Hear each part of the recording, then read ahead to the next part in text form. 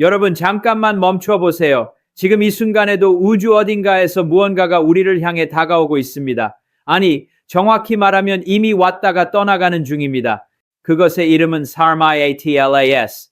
그리고 그것이 남긴 메시지는 우리가 태양계에 대해 알고 있다고 생각했던 모든 것을 뒤흔들고 있습니다. 상상해 보세요. 밤하늘을 올려다보면 수십억 개의 별들이 반짝이고 있습니다. 우리는 그 별들이 그저 거기 있다고 생각합니다. 고요하고 평화롭고 변하지 않는 것처럼요. 하지만 진실은 전혀 다릅니다.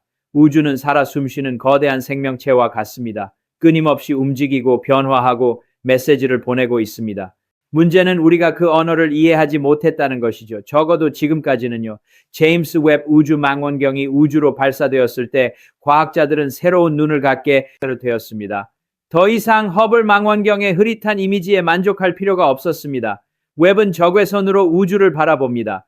이것이 무엇을 의미하는지 아십니까? 그것은 시간을 거슬러 올라갈 수 있다는 뜻입니다. 빅뱅 직후의 첫 번째 은하들을, 별이 태어나는 순간을, 그리고 행성들이 형성되는 과정을 목격할 수 있다는 것이죠. 하지만 웹이 발견한 것은 예상했던 것보다 훨씬 더 놀라웠습니다. 우리 태양계 자체가 우리가 생각했던 것보다 훨씬 더 역동적이고 더 복잡하고 더 신비로운 곳이었던 것입니다. 화성의 대기에서 웹은 이전에 볼 수 없었던 분자 구조를 발견했습니다. 목성의 달 유로파에서는 수증기 기둥이 분출되는 것을 포착했습니다. 그리고 토성의 고리에서는 시간이 지남에 따라 변화하는 패턴을 관찰했습니다. 이 모든 발견들이 하나의 질문으로 수렴됩니다. 우리가 집이라고 부르는 이 태양계는 정말로 우리가 아는 그곳일까요? 아니면 우리는 그저 표면만 긁어본 것일까요? 그리고 바로 그때 SAMATLAS가 나타났습니다. 처음에는 평범한 혜성처럼 보였습니다. 천문학자들은 궤도를 계산했고 그것이 다른 별계에서 온 성간 방문자라는 것을 깨달았습니다. 우리 태양계에서 태어나지 않은 물체, 수백만 년, 어쩌면 수십억 년 동안 은하수를 떠돌다가 우연히 우리 곁을 지나가는 존재, 천문학자들은 안심했습니다. 그냥 지나가는 손님일 뿐이라고, 몇 달 후면 사라질 거라고. 하지만 우주는 결코 무의미한 것을 하지 않습니다. 모든 것에는 이유가 있습니다. SAMATLAS가 태양에 가까워지면서 이상한 일들이 일어나기 시작했습니다. 그것의 밝기가 예상보다 훨씬 더 급격하게 변했습니다. 보통 혜성들은 태양열에 의해 가스가 방출되면서 서서히 밝아집니다. 하지만 ATLAS는 마치 무언가가 내부에서 폭발하는 것처럼 갑자기 빛을 발했습니다. 그리고 그 빛의 스펙트럼을 분석했을 때 과학자들은 말문이 막혔습니다. 그 안에는 우리가 알고 있는 혜성에서 나올 수 없는 물질들이 있었습니다. 복잡한 유기 분자들, 이온화된 금속 입자들, 그리고 식별할 수 없는 화학적 신호들. 마치 그것이 단순한 얼음과 암석 덩어리가 아니라 무언가를 운반하는 컨테이너처럼 보였습니다.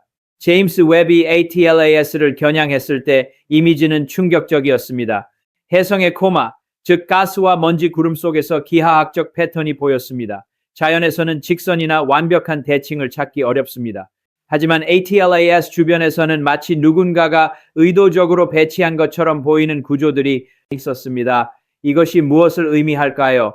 일부 과학자들은 그것이 혜성의 회전과 태양풍의 상호작용으로 인한 자연스러운 현상이라고 주장합니다. 하지만 다른 이들은 더 대담한 가설을 제시합니다. 만약 ATLAS가 단순한 우주 암석이 아니라면, 만약 그것이 오래전에 시작된 여정의 마지막 단계라면, 생각해보세요. 우리 은하에는 4천억 개의 별이 있습니다. 각 별마다 행성들이 있을 가능성이 높습니다. 그리고 그 행성들 중 일부에서는 생명이 진화했을 수도 있습니다. 어떤 문명은 우리보다 수백만 년 앞서 있을 수도 있습니다. 그들이 우주를 탐험하고 싶다면 어떻게 할까요? 거대한 우주선을 만들까요? 아니면 더 간단하고 효율적인 방법을 선택할까요? 혜성은 완벽한 우주 여행자입니다. 수십억 년 동안 우주를 떠돌 수 있습니다. 얼음 속에 보존된 정보나 심지어 미생물까지도 운반할 수 있습니다. 만약 고도로 발전된 문명이 은하계 전체에 씨앗을 뿌리고 싶다면 혜성보다 더 나은 방법이 있을까요? 이것을 펌스퍼미아 가설이라고 합니다. 생명이 행성에서 행성으로, 별계에서 별계로 이동한다는 아이디어입니다. 그리고 ATLAS는 그 증거일 수도 있습니다. 하지만 이야기는 여기서 더 이상해집니다. 나사의 화성 탐사선 퍼시비어런스가 최근 제세로 크레이터에서 채취한 암석 샘플을 분석했을 때 그들은 놀라운 것을 발견했습니다. 고대 미생물의 흔적일 수도 있는 유기 분자들입니다. 이것만으로도 충분히 혁명적이지만 진짜 충격은 그 분자들의 구조였습니다. 그것들은 지구의 생명체에서 발견되는 것과 놀랍도록 유사했지만 완전히 동일하지는 않았습니다. 마치 같은 청사진에서 시작했지만 다른 환경에서 진화한 것처럼 보였습니다. 그리고 그 연대를 측정했을 때 그것들은 약 35억 년 전의 것으로 밝혀졌습니다. 지구에서 생명이 처음 나타난 것도 거의 같은 시기입니다. 우연일까요? 아니면 화성과 지구 모두 같은 원천에서 생명의 씨앗을 받았을까요? 제임스 웹은 우리에게 더 넓은 시야를 제공합니다. 그것은 외계 행성들의 대기를 분석할 수 있습니다. 지금까지 웹은 수십 개의 외계 행성에서 물, 메탄, 이산화탄소를 발견했습니다. 하지만 최근 트라피스티어 시스템의 한 행성에서 산소와 메탄이 동시에 검출되었습니다. 지구에서 이 조합은 생명체의 존재를 나타냅니다. 왜냐하면 이 두 가스는 일반적으로 화학적으로 반응하여 사라지기 때문입니다. 계속 존재하려면 무언가가 끊임없이 그것들을 생산해야 합니다.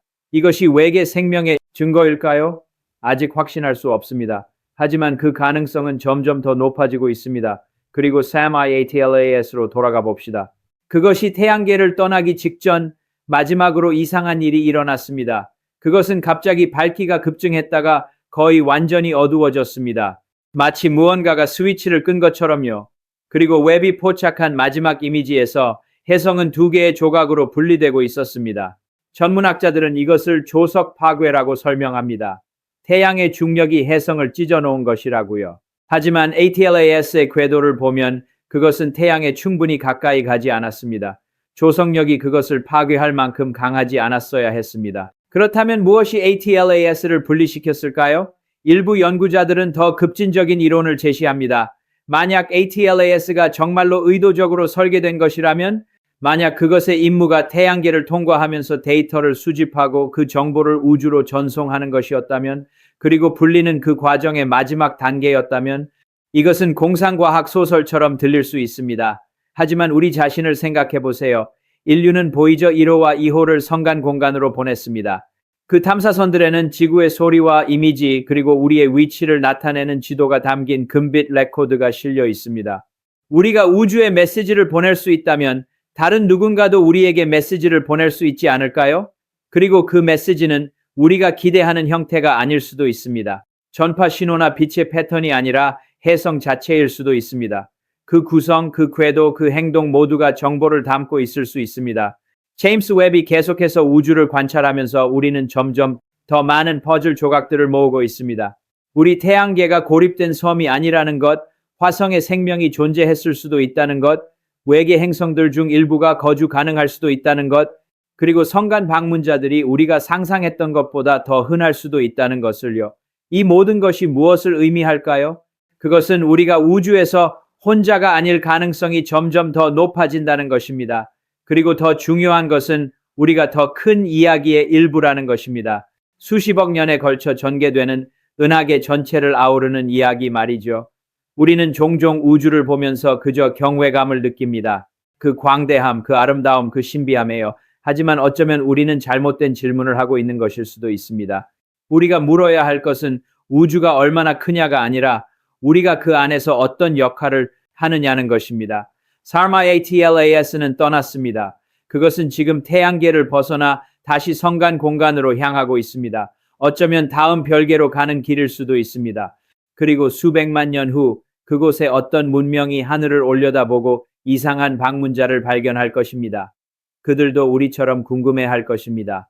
이것이 무엇인지, 어디서 왔는지, 그리고 무엇을 의미하는지요. 하지만 우리에게 남은 것은 질문들 뿐입니다. 그리고 어쩌면 그것이 바로 핵심일 수도 있습니다. 질문하는 것, 탐구하는 것, 이해하려고 노력하는 것, 그것이 인류를 특별하게 만드는 것입니다. 제임스 웹은 계속해서 우주를 바라볼 것입니다. 나사는 계속해서 화성을 탐사할 것입니다. 그리고 언젠가 어쩌면 우리 생애에 우리는 결정적인 답을 찾을 것입니다. 우리가 혼자가 아니라는 증거를요. 그때까지 우리는 계속 하늘을 올려다볼 것입니다.